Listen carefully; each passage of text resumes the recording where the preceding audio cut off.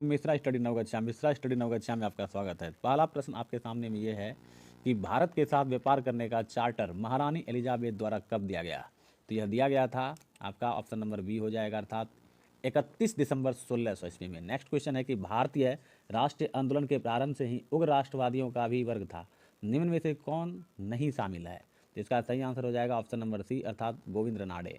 Next प्रश्न देखिए क्या दिया है कि अगला प्रश्न है कि 1916 में कांग्रेस और मुस्लिम लीग के बीच लखनऊ समझौता हुआ, उसके कौन से परिणाम बाद में घातक सिद्ध हुए?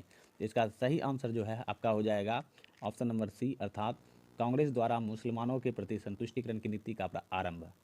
अगला प्रश्न देखिए क्या है। अगला प्रश्न है कि व्यक्तिगत सत्याग्रह किस गवर्नर जनरल के काल में हुआ था? तो यह हुआ था आपका लॉर्ड लिनलिथगो के काल में। नेक्स्ट प्रश्न है कि भारतीय राष्ट्रीय कांग्रेस की पूर्ववर्ती संस्थाओं में सबसे पहली और प्रमुख संस्था थी, तो कौन थी? तो इसका सही आंसर हो जाएगा आपका ऑप्शन नंबर सी, अर्थात ब्रिटिश इंडिया एसोसिएशन। नेक्स्ट प्रश्न है कि क्वेश्चन नंबर 6 है, थोड़ा सा देख लीजिए ढंग से। क्वेश्चन नंबर 6 है कि साइमन कमीशन की सिफारिश के संदर्भ में निम्नलिखित में से कौन सा एक कथन सही है? तो इसका सही आंसर जो है आपका हो जाएगा ऑप्शन नंबर सी, अर्थात इसने केंद्र में द्विसदन विधायिका के उन्मूलन का सुझाव दिया। नेक्स्ट क्वेश्चन देखिए क्या दिया है। क्वेश्चन नंबर 7 है कि Dadabhai Naoroji British House of Commons के लिए चुने जाने वाले पहले भारतीय थे, उन्होंने किस पार्टी के टिकट पर चुनाव जीता? तो इसका सही आंसर हो जाएगा ऑप्शन नंबर डी, अर्थात लिबरल पार्टी। नेक्स्ट प्रश्न है कि भारत पर हुर्रियों का प्रथम आक्रमण किस शासक के समय हुआ? तो यह हुआ था स्कंदगुप्त के समय, इसलिए ऑप्शन नंबर सी हो जाएगा। चलिए नेक्स्ट प्रश्न की ओर बढ़ते हैं हम लोग।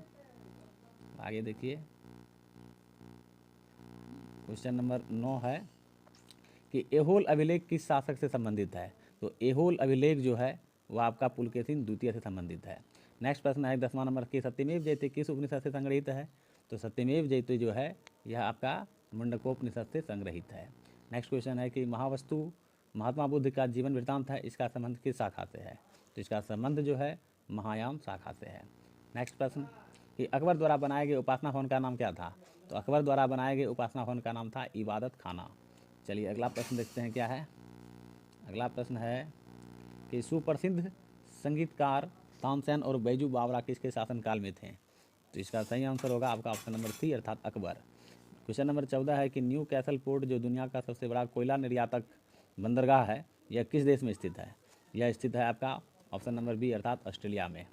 क्वेश्चन नंबर 15 है कि देशांतर रेखाओं के संबंध में कौन सही है? तो देशांतर रेखाओं के संबंध में सही है ऑप्शन नंबर डी, अर्थात देशांतर के मध्य सर्वाधिक दूरी विषुवत रेखा पर होती है। ठीक है। अगला प्रश्न